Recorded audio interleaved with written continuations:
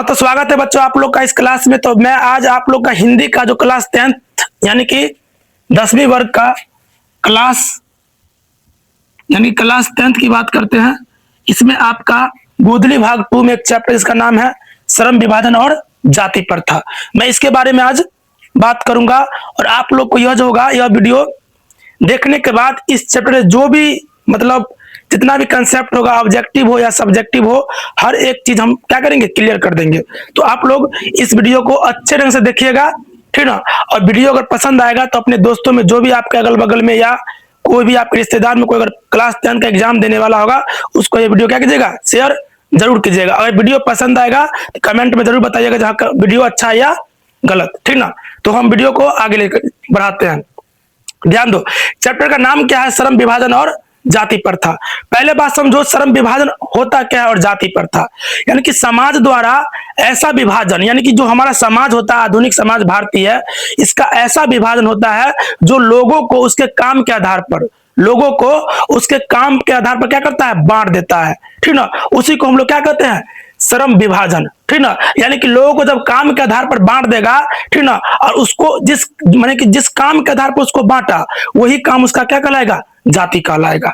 यानी कि हमारा भारतीय समाज जो है, ठीक ना, लोगों को उसके काम के आधार पर क्या करता है उसका जाति का निर्धारण करता है। तो इसी चीज को हम क्या कहते हैं श्रम विभाजन और जाति प्रथा। तो इसको लेकर बाबा साहब भीमराव अंबेडकर ने काफी सारे चीजों को झेला और इस चीज को क्या किया खत्म करने का प्रयास किया। और उन्होंने बताया कि हमारा भारतीय समाज में, ठीक ना, यानी कि श्रम विभाजन और जाति प्रथा क्या है ठीक नहीं है। इसके आधार पर लोगों को क्या कर सकते हैं हम बांट नहीं सकते। यानी कि लोग जो काम करेगा उसके आधार पर हम उसके जाति को निर्धारण नहीं कर सकते हैं। इसको लेकर बाबा साहब ने काफी सारा संघर्ष किया था जो कि आप लोग जानते होंगे। इनके बारे में बताना जितना बताएंगे उतना क्या होगा कम होगा, ठीक ना। यानी कि एक दलित परिवार से आते थे और इन्होंने काफी संघर्ष झेला है। जिस समय यह पढ़ते थे उस समय में इसको स्कूल में यानी कि बैठने नहीं दिया जाता था, ऐसा संघर्ष झेला था।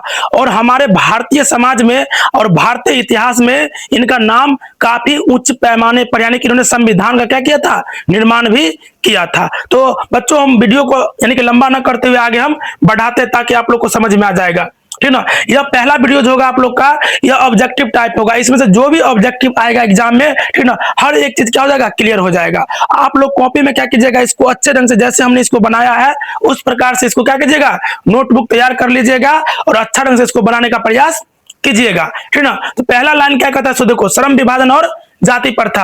अगर इनकी लेखक की बात करते हैं हम लोग, इनका जो लेखक है, ठीक ना, कौन है भीमराव अंबेडकर। यानी कि बाबा साहब भीमराव अंबेडकर जो है यानी कि श्रम विभाजन और जाति प्रथा के क्या है लेखक है, ठीक। उसके बाद दूसरा आप लोग से पूछेगा कहेगा भीमराव अंबेडकर का जन्म कब हुआ था तो 14 अप्रैल 1891 को 14 अप्रैल 1891 को बाबा साहब भीमराव अंबेडकर का क्या हुआ था जन्म हुआ था।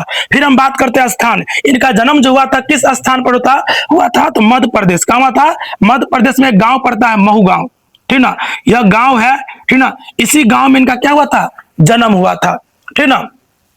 उसके बाद अगर बाबा साहब अंबेडकर के अगर परिवार की बात करेंगे इनका जो जन्म हुआ था इनका जो जन्म हुआ था किस परिवार में हुआ था दलित परिवार में हुआ था। इनका जन्म जो हुआ था दलित परिवार में हुआ था, ठीक ना। इसके बाद बाबा साहब अंबेडकर को मानव मुक्ति का पुरोध भी कहा जाता है। आप लोग से ऑब्जेक्टिव टाइप में पूछ देगा निम्नलिखित में से किसे मानव मुक्ति का पुरोध कहा जाता है तो इसका सीधा सा जवाब होगा बाबा साहब भीमराव अंबेडकर, ठीक ना। फिर आगे बात करते हैं यानी कि इनको जो है किसके प्रोत्साहन पर उच्च शिक्षा के लिए उच्च शिक्षा प्राप्त करने के लिए न्यूयॉर्क और लंदन गए थे। यानी कि बाबा साहब अंबेडकर को जो मतलब मोटिवेशन नहीं होता मोटिवेशन मतलब कौन किया, ठीक ना, इन्होंने प्रोत्साहन दिया था। इनका उस व्यक्ति का नाम था बड़ौदा नरेश, ठीक ना। जैसे मान लो हमारे जीवन में कोई ऐसा व्यक्ति होता है जो हमको आगे बढ़ने के लिए प्रेरित करता है, ठीक उसी प्रकार से बाबा साहब अंबेडकर को उच्च शिक्षा प्राप्त करने के लिए, ठीक ना, यानी कि वह न्यूयॉर्क से कहां गए थे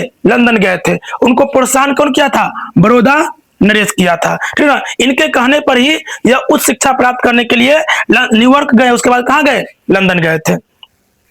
फिर आगे बात करते हैं यानी कि बाबा साहब अंबेडकर का चिंतन और रचनात्मक व्यक्ति कौन था, यानी कि किनसे ज्यादा प्रेरित थे यानी कि किनके विचारों को यह मानते थे और किनका विचार इनके जीवन में काफी मतलब प्रभाव डालता था, किनसे ज्यादा प्रभावित थे। तो वह व्यक्ति था, 3 व्यक्ति। ऑब्जेक्टिव में पूछता भी है निम्नलिखित में से मैंने कौन है जो जिससे बाबा साहब अम्बेडकर क्या थे, प्रेरित थे। यानी कि बुद्ध है, कबीर और ज्योतिबा फूले। यानी कि यह तीनों व्यक्ति का विचार बाबा साहब के जीवन में काफी क्या रखता था, मायने रखता था। और इनसे इन्होंने क्या लिया था, प्रेरणा। यानी कि इनके लेखन से, इनके बातों से क्या लेता, प्रेरणा लिया था। कौन, बाबा साहब भीमराव अंबेडकर।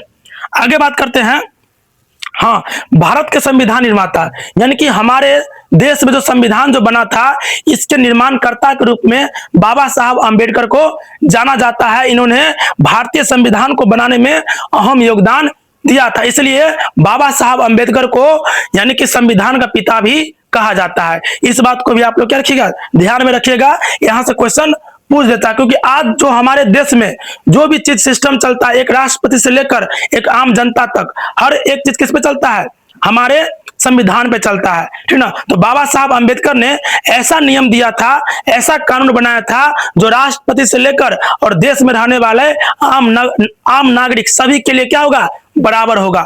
उसे ही क्या बनाया था, संविधान। उसी को लेकर आज उसी संविधान का देन है जो हम लोग स्वतंत्रता पूर्वक भाईचारा की भावना से इस देश में रहते हैं और लोगों के प्रति, किसी के भी प्रति अपना सवाल, अपना विचार किसी के सामने व्यक्त कर सकते हैं।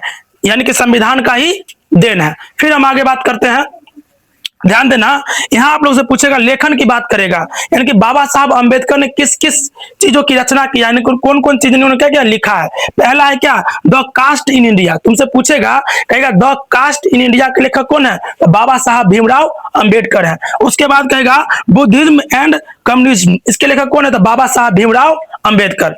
और यहां याद रखना, बुद्ध एंड हिज धम्मा, यानी कि बुद्ध एंड हिज धम्मा के लेखक कौन है, बाबा साहब भीमराव अंबेडकर, ठीक है। उसके बाद एनिहिलेशन ऑफ कास्ट, यानी कि एनिहिलेशन ऑफ कास्ट, यानी कि जो चैप्टर है, ये जो हम पढ़ रहे हैं क्या, श्रम विभाजन जाति प्रथा, ये बाबा साहब का एक विख्यात क्या है, भाषण है, ठीक है। और भाषण जो है, ठीक है, यह कहां से लिया गया है, एनिहिलेशन ऑफ कास्ट से लिया गया है। और यह भाषण जो था अंग्रेजी भाषा में था, और इसका हिंदी जो रूपांतरण किया है उस व्यक्ति का नाम है ललई सिंह यादव, ठीक ना। ललई सिंह यादव ने, यानी कि इनके जो लेखन, यानी कि एनिहिलेशन ऑफ कास्ट जो इनका भाषण जो है, याद रखना ये क्या है, भाषण है, ठीक ना। इस बात को भी ध्यान में रखना, ये एक प्रकार का क्या होता है, भाषण है, जिसको बाबा साहब अंबेडकर ने दिया था और इसका हिंदी रूपांतरण कौन किया था, ललई सिंह यादव ने किया था, ठीक ना।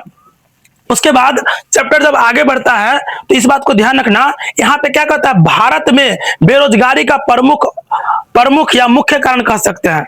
यानी कि भारत में बेरोजगारी का प्रमुख और मुख्य कारण की अगर हम लोग बात करेंगे तो भारत में बेरोजगारी का प्रमुख या मुख्य कारण या प्रत्यक्ष कारण क्या है, श्रम विभाजन एवं जाति प्रथा। तो इस बात को आप लोग समझिएगा, जो भारत में बेरोजगारी का मुख्य प्रमुख कारण यानी कि श्रम विभाजन जाति प्रथा क्यों है, क्योंकि लोग जो होता है यहाँ पे लोगों को उसके काम के आधार पर उसको जाति बना देते हैं लोग, ठीक ना। जब जाति का निर्धारण कर देते हैं, ठीक ना, तो लोग क्या करते हैं, अपने कामों को अच्छे ढंग से नहीं कर पाते हैं, जिसके कारण भारत में यह बेरोजगारी का प्रमुख और प्रत्यक्ष कारण बनता है। फिर आगे बात करते हैं हम लोग, जाति प्रथा स्वाभाविक विभाजन नहीं है क्यों। यानी कि क्वेश्चन पूछेगा आप लोग से, भारत में जाति प्रथा जो कि स्वाभाविक विभाजन नहीं है क्यों। क्योंकि भारत में जाति प्रथा स्वाभाविक विभाजन इसलिए नहीं है क्योंकि यह रुचि पर आधारित नहीं होता है। यानी कि लोगों का जो इच्छा होता है उसके आधार पर यह आधारित नहीं होता है, इसी वजह से यानी कि कह सकते हैं स्वाभाविक मतलब क्या, जो हमारे मन पर, यानी कि हमारे इच्छा पर, ठीक ना, हमारे इच्छा पर जो विभाजन होता है, ठीक ना, यानी कि हमारी इच्छा पर यह विभाजन नहीं होने के कारण यह स्वाभाविक विभाजन नहीं होता है। इस बात को भी आप लोग ध्यान में रखिएगा। पूछेगा आप लोग से, कहेगा जाति प्रथा एक प्रकार का स्वाभाविक विभाजन नहीं होता है क्यों, क्योंकि यह हमारी रुचि पर आधारित नहीं होता है, हमारी इच्छा पर आधारित नहीं होता, इसलिए यह एक प्रकार का स्वाभाविक विभाजन नहीं है। फिर यहाँ बात करते हैं, बाबा साहब बोलते हैं आदर्श समाज स्वतंत्रता समानता एवं भातृत्व। भातृत्व मतलब क्या, भाईचारा। यहाँ पे याद रखना इसका मतलब होता है भाईचारा, ठीक ना, इसका मतलब होता है भाईचारा।